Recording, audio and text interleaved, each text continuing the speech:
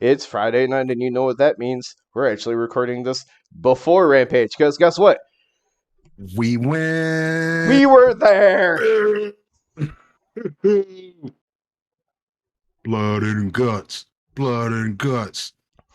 Hell of a show. The only thing, well, let's start off by saying this. We are Top Rope Tokes. We were there. I'm just saying that is range of motions, and I'm going to knock out the biggest complaint I can think of about the whole show, very first thing, and then we'll get into quick thoughts.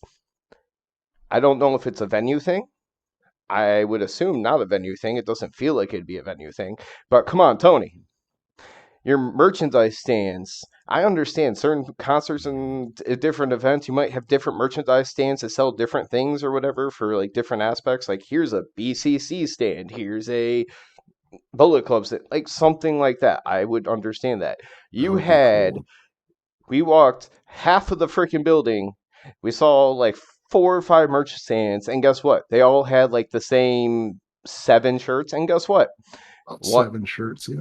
one was Blood and Guts. One was a generic AEW shirt. One was a I was there at AEW shirt. So you Mhm. get like 4 options for superstars. One was CM Punk, who wasn't even there, Yeah, out with injury. Adam Cole wasn't there, probably because of his injury. Um, Danhausen, yeah. it I'm gonna wasn't say the best Danhausen Danhausen shirt, expected. but I'm gonna say I've seen your Danhausen shirt, and it's much better than the ones they had there. So, but the real big disappointment was I wanted the new Acclaim shirt. I dude, specifically didn't order it because of the fact that I didn't know if my Danhausen shirt would be here. I didn't want 2 shirts that couldn't be here, so I thought I'd buy one at the show. Nope. Nope. Okay. Outside of that general thoughts on the show? incredible. I might be biased because I was there and a few rows away from the action, but incredible show, dude. If y'all watch Like from the start to finish. if y'all watch the video that will be going up likely on Sunday or Monday, because I wanted to kind of spread out some of our being there videos and kind of get the Rampage and the Dynamite reviews in between some of them, kind of spread them out. But if you watch the video Yeah. that I prepared entirely on my phone, by the way, so nothing special, nothing amazing, entirely done on my phone. Yeah, At you one can do point some there, solid editing on a phone. but there's a part where you will actually see that man's face and body clear as day in a picture. So that is in the video. You will see it. We were definitely on TV. Um, yeah, really, really fun. Couldn't believe the seats that we had when we got up there. Amazing. We were so much closer than I thought we were gonna be. Could feel Holy every smoke. instance of pyro. Yeah. Oh yeah. It got hot when the pyros went off, so that's how close we were.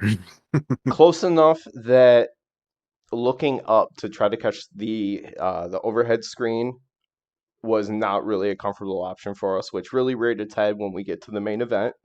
Yeah. And a couple of other things if it wasn't for social media, I would have never known that Wardlow and Scorpio Sky announced the match for next week for the TNT title. Yep. Yep. I had no idea. Like you told me that, and that's the only reason why I knew that. Because I couldn't see the Titantron most of the time, nor was I paying attention to it because we were so close to the ring. Like, I'm gonna look at the ring. Yeah, we that was probably the only downside to our seats was the fact that we were too close to be able to look up and see that screen, and also we were close enough to the stage that between the 2 tunnels we couldn't see the stage in between to even catch the videos on there. Yeah, But that's minor, whatever. But that's yeah, nitpicking. minor, because it was dope. It was dope, man. But kind of swinging back to the TNT title, the very first match of the night was featuring one of the men of the year with Ethan Page and a new song for Orange Cassidy. So I have heard a little bit of the backstory on this Mm. since then. I know you Mhm. like the Pixies, so you liked his old theme. This was actually his theme for the Independents, and they had been working on getting the rights to this song for a long, long time. He, I can't remember if TK said he got it right before Forbidden Door because he was going to use it at Forbidden Door, but then it was kind of in his mind, okay, we're having a Forbidden Door pay per view with surprises and stuff. Maybe not the best time to unveil a new theme and get everybody going who's coming out. So they dropped it on Wednesday. Yeah, and which I'm cool with it. It makes sense for him. I've heard the song a million times, so I don't care about it. Whereas the Pixies song, like I've heard that once or twice in my life before, so I could easily associate that with wrestling. Now his new theme, all I'm gonna think about isn't wrestling. 80s movies where they're either going on summer break or coming back to high school from summer break. Yeah, yeah, like it doesn't make me think of Orange Cassidy now. So it might take some time for me to be like, oh hell yeah, Orange Cassidy theme. I do But the think other song was I think it's a much better wrestling song though. okay. Yeah, yeah, I guess so. And we also heard But it like probably 8 times throughout the night. So we did. We saw a lot of Orange Cassidy, which I was not against. yeah. I personally think his theme song is going to be kind of like the FTR theme song, where they were already popular, but then that change is just going to make them somehow. Orange Cassidy was already one of the most over people in the company. Now he definitely is. Um, Oh yeah. I we mean, because he might have got like other than Danhausen, I think Orange Cassidy got the biggest pop of the night. The only thing I would argue is when, and we're going back to Danhausen, when he was like, I think they're pretty good at wrestling, put down the mic, and then FTR's music hit. Yeah, that was a big one too. Hmm. But yeah, but I do think Orange Cassidy did get the second biggest pop of the night though, which was dope. Because this was, but by the way, getting back to the match between Orange Cassidy and Ethan Page, dope match actually. Like Ethan Page, man, you're really good at making me hate you. Dan Lambert, I hate you more than I should, I think. To be fair, at least Dan Lambert talked very minimally.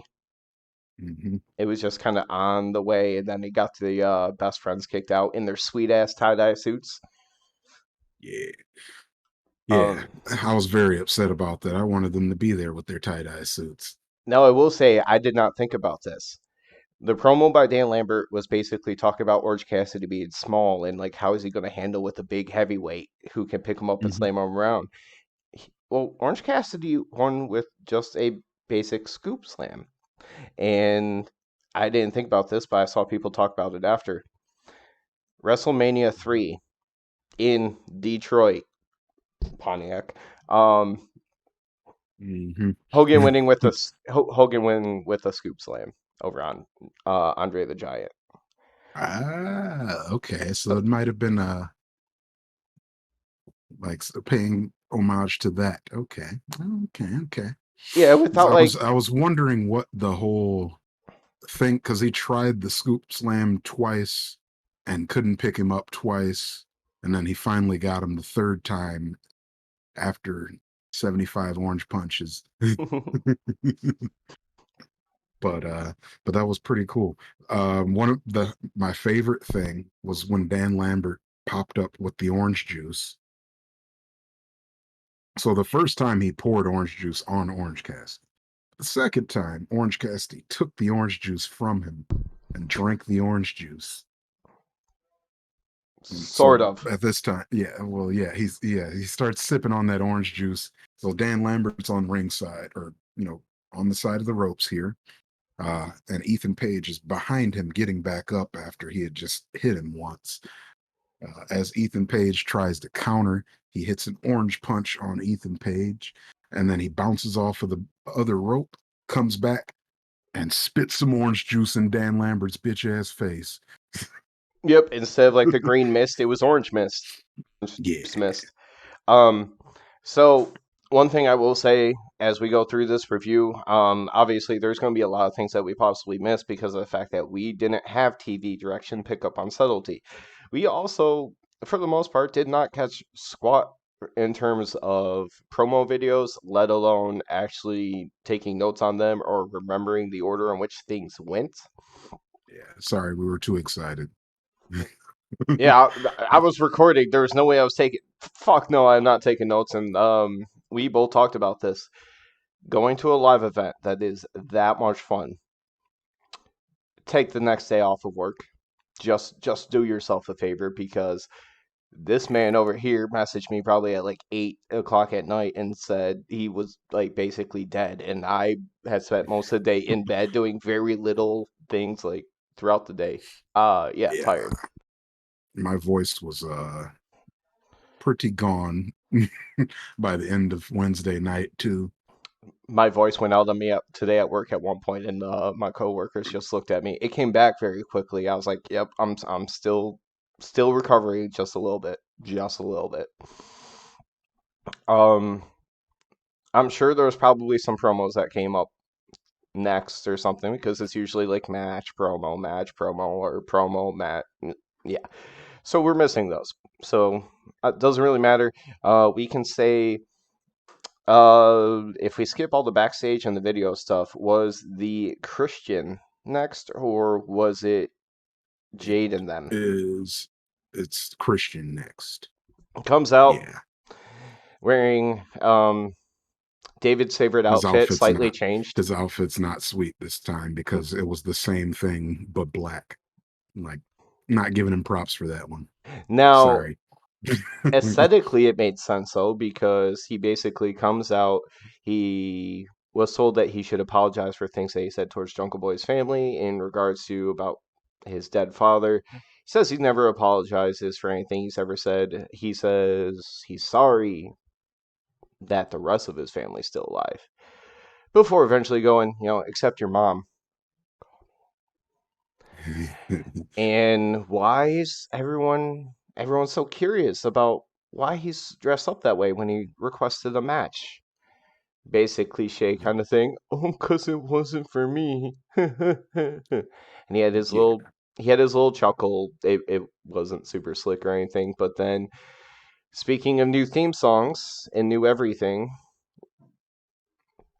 Lucha Luchasaurus is straight now his goon. and straight up black pants.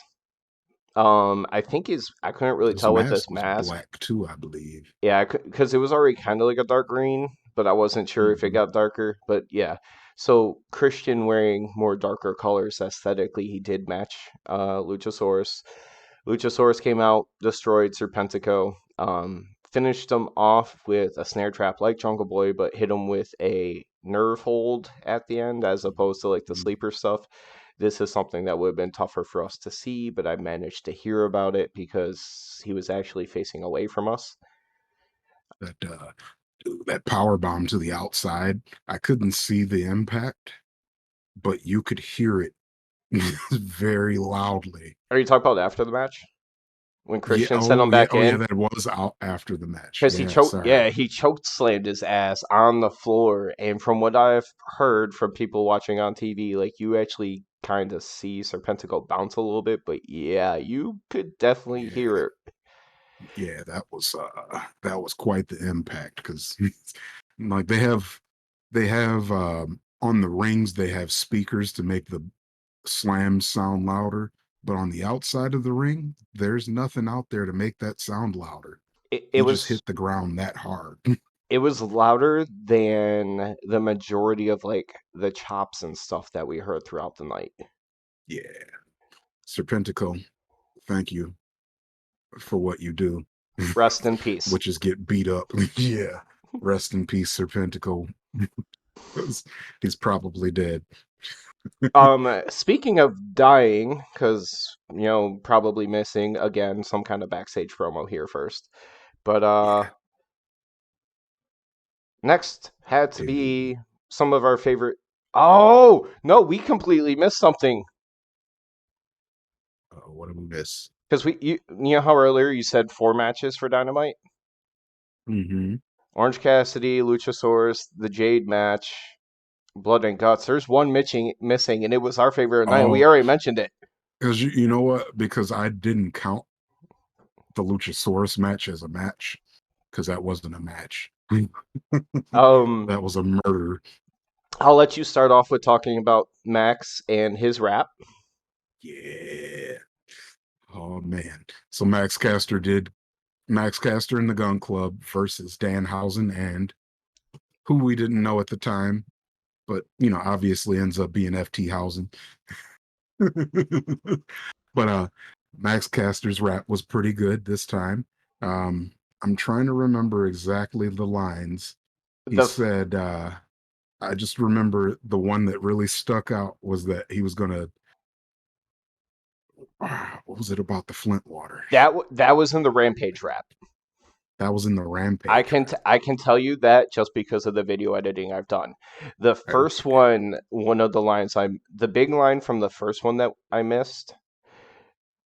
Actually, the flip water might have been a second line in the same rap, but I feel like that was I later. felt like it was the Flint water in that But one. the first one was the Malice in the Palace line. Okay. And he also talks about Danhausen being a white dude in whiteface. Yeah. Yeah. Yeah. He said, yeah, he's got a white dude in white face. Yeah. Yeah, Yeah. Max Caster, his rhymes, like, I don't know how long he takes to think about them, but they're actually pretty clever. Like, wouldn't I would actually listen to this dude make a real song. no. Okay. I gotta take you back because if I haven't showed you, and I think I have showed you before, but when they originally feuded kind of with Darby and Sting back in the day, they made like a mini Mhm. music video. Mhm. We'll have to pull that up later for you to see. Cool. Um, Yeah, I want to see that. this match gave me, or leading up to this match, and the match itself gave me two of my favorite chants of the night. The only one that wasn't one of my favorite chants of the night was I'm sorry, and we already kind of passed it, but I very much enjoyed telling Dan Lambert repeatedly to shut the fuck up, clap, clap, clap, clap, clap. Um, Yeah.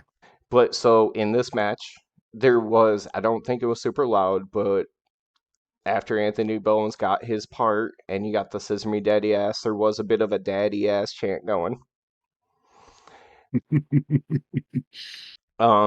They get in the ring. Danhausen gets to come out. He talks about how he heard about the challenge and he has to find partners. And he says he He's think like, he found some pretty good one. I think I found some guys that are pretty good. He said sound the mic on the stage. FTR's music hit, and okay. So mind you, if here's the stage, like here's the back of the stage and the ramp going down to the ring, we are like right here. The music hits. I can't tell you about the rest of the arena, but all I know is our section. Immediately, you cannot hear a damn thing because so loud. Yeah. Probably the Yeah. single loudest individual pop of the night. When you talk about consistency in pops and just like constantly having fans chanting, it's Yeah. tough between probably Orange Cassidy and Eddie because every time there was a chance to chant Eddie, it was going. Um, Yeah, those Eddie chants were loud. so we get FTR. They go down to the ring. They end up having their match. I did hear that there is humor that towards the end of the Yeah. match. John Silver got a big pop too. Yep, on But Rampage. that Yep. was Rampage. Yeah. Um, I guess there was a point where one of the FTR guys spanked an ass boy, so people were gonna have fun with it. I didn't get to see it, but we do know in the end. So, uh, yeah, I think it was Dax that spanked Colton. Okay, I think but I could be wrong. towards the end, we got a blood and guts miracle because Anthony Bowens is healed. Yeah, He got up, Anthony Bowens is back. That means the acclaimed are back.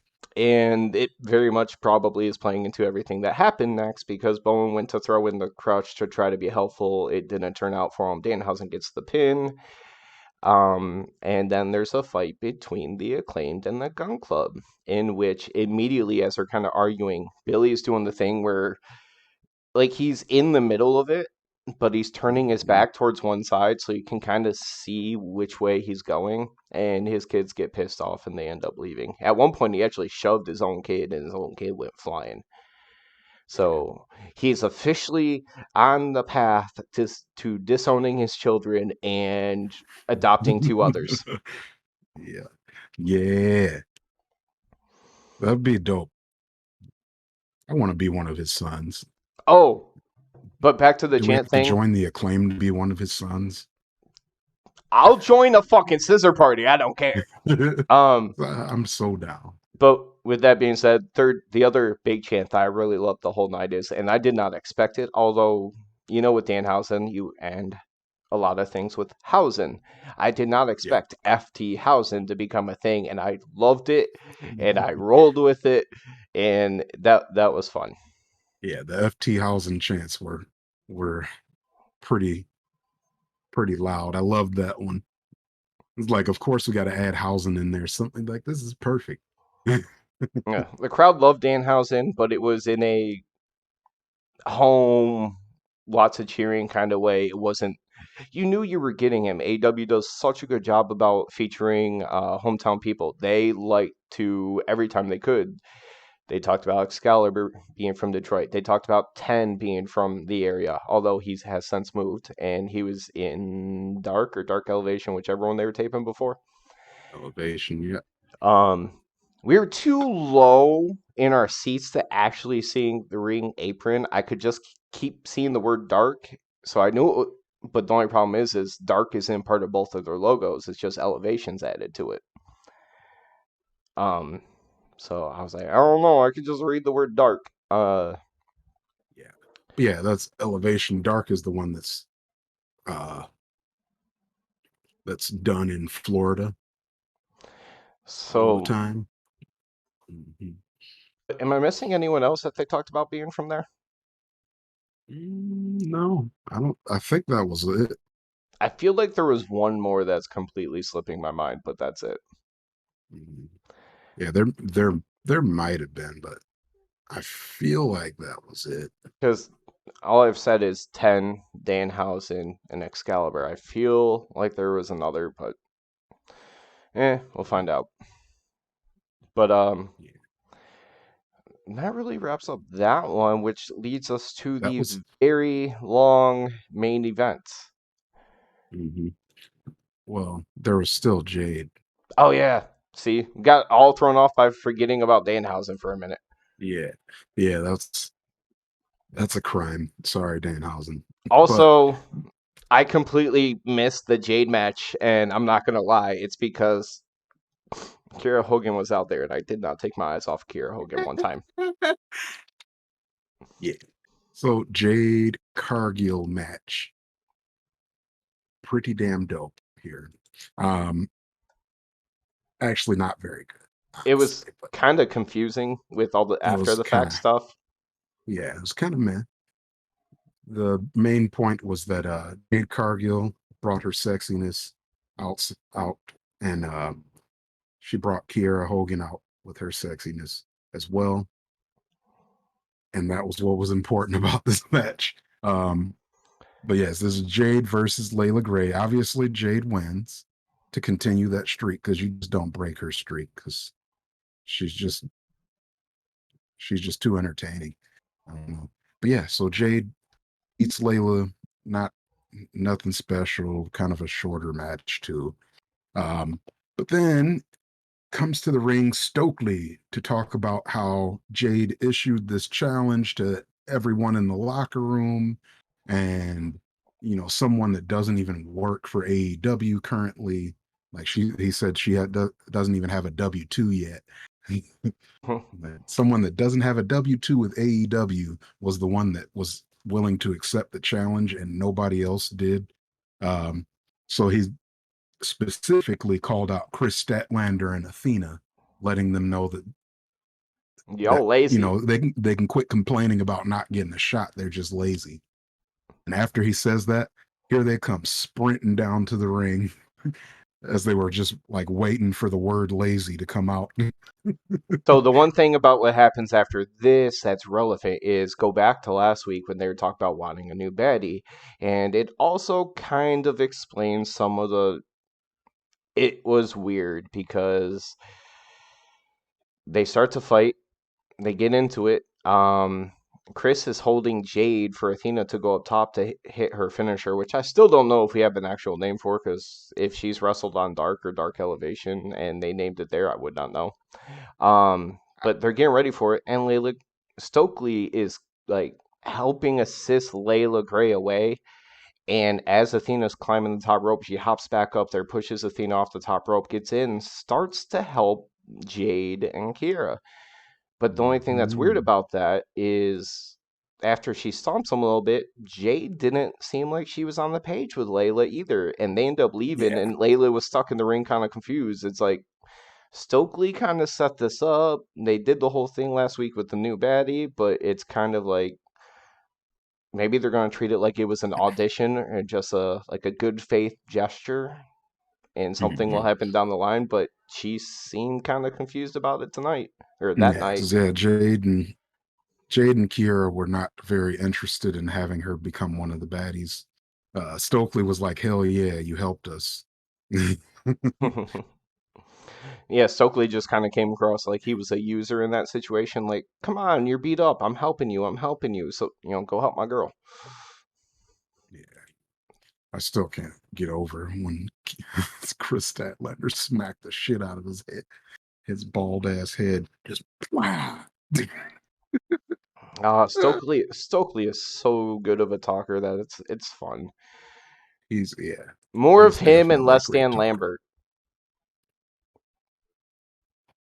Like Yes. I don't hate Dan Lambert to the same extent as you. I think in short spurts he can do his job well of making people hate him and actually be kind of witty and have Yeah, people like hate him. I But don't know if the orange juice thing was his idea, but I thought that was really clever today or yesterday, 2 days ago.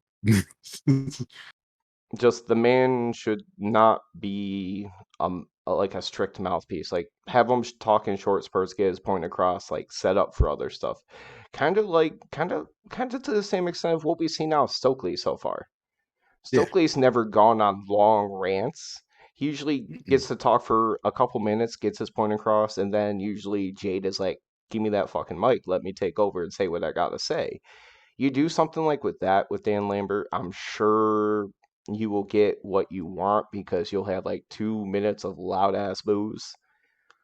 Yeah. Mm. All right. So Kira, do we want to talk about it? blood and guts.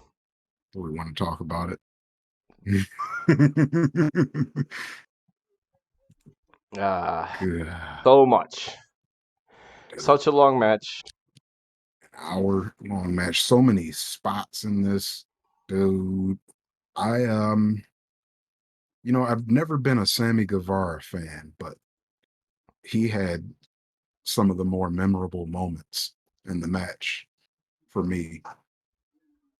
Like just some like even the beginning antics when it was just him and Claudio in the ring Yep. and Now, he's climbing up the side of the ring like a little monkey mhm. trying to get away. Which actually reminds me of a different spot that happened later in the match with somebody else that I really loved. When Cool Hand Angelo Parker, I think that's the full name. Um, Yeah. when he got into the ring and he literally was just running away on the outside of the ropes and trying to dodge everybody. It was funny for that bit. As far as Yeah. Sammy, I'm pretty sure we're both happy to see who flew off the cage was who flew off the cage. Yep. Because somebody had to fly off of that cage. Now, here's some things. Obviously, I couldn't really tell you at the show because sitting right next to each other, we could not talk. Um, the first Blood and Guts match, Sammy and Jericho were on the same side. Then it was a part of their old group, the Inner Circle, which had those two, Hager, Santana, Ortiz. I don't remember what the full match was because it definitely wasn't as big, but it was against MJF's group at the time, which had like FTR and stuff. Well, the reason that match ended was because MJF said he was going to throw Jericho off the cage unless somebody quit. And Sammy quit for Jericho, and MJF still threw Jericho off the cage. So having both of them on the same side this time, I was like, are they really both going to lose again? Maybe. Okay.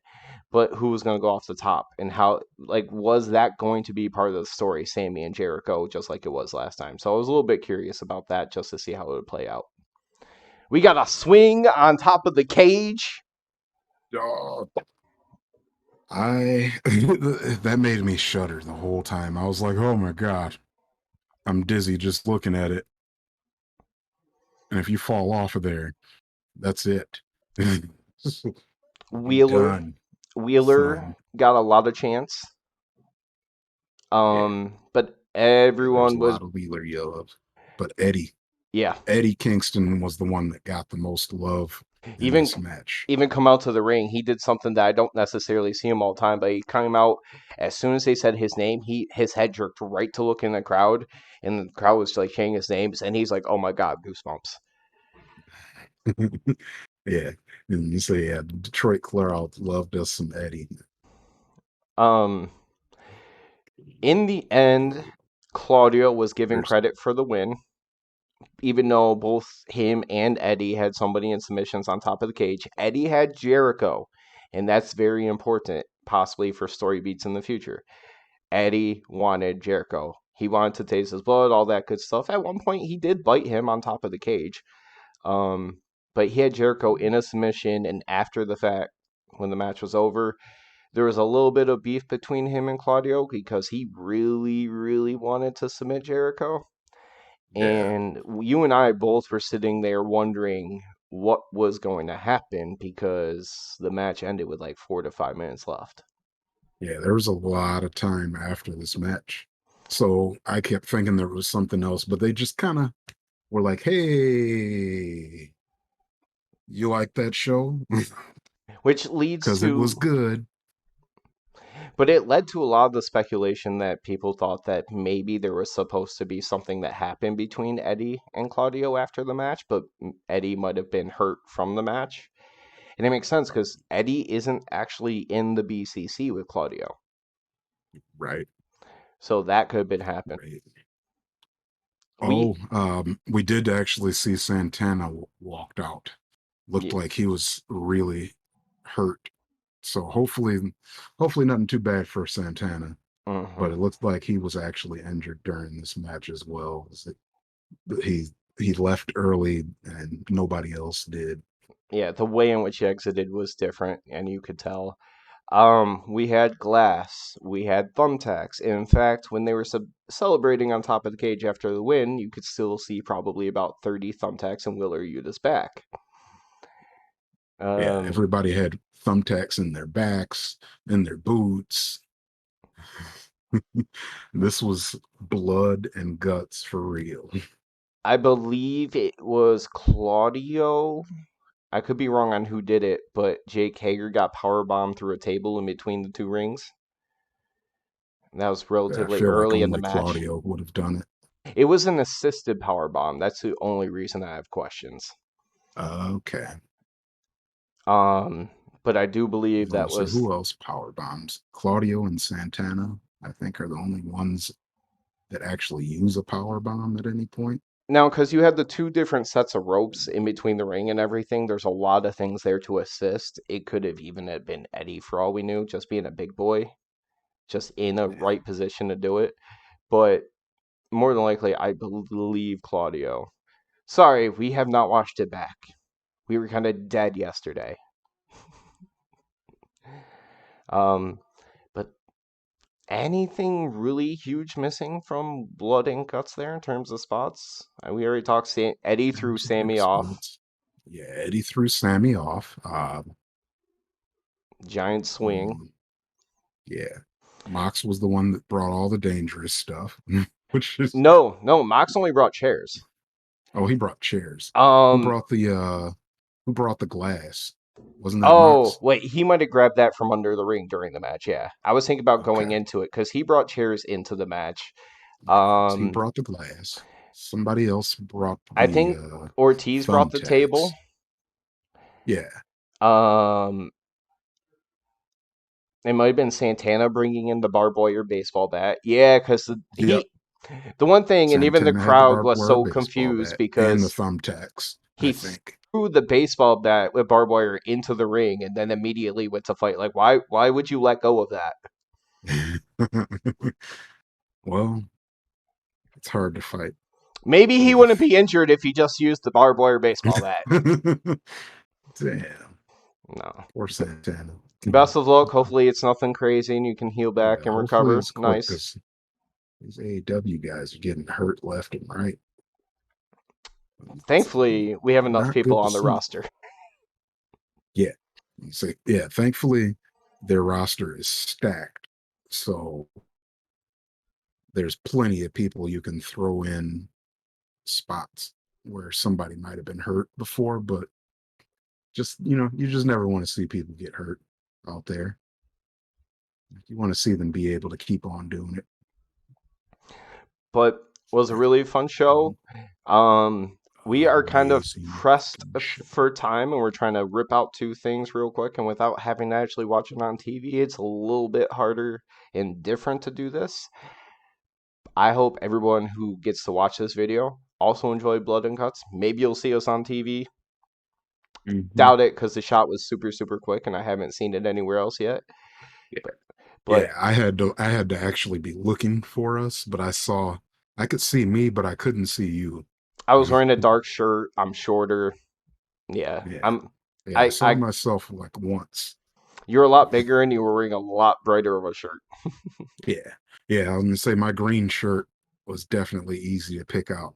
So I wear green again here. There's a common theme here with me. I mean, our name kind of alludes to something green. It's just our logo isn't green at all. No big deal. Yeah. Anyway, we're going to wrap that up for the Dynamite review. Sorry that's a little bit different. I hope you enjoyed it. It was super quick by comparison to a lot of the others, but enjoy. Check out the videos. We got some shorts on there and also going up Discord links everywhere, social media links everywhere. Come check us out. Follow, Come join check the us out. discussion. We'll see you soon.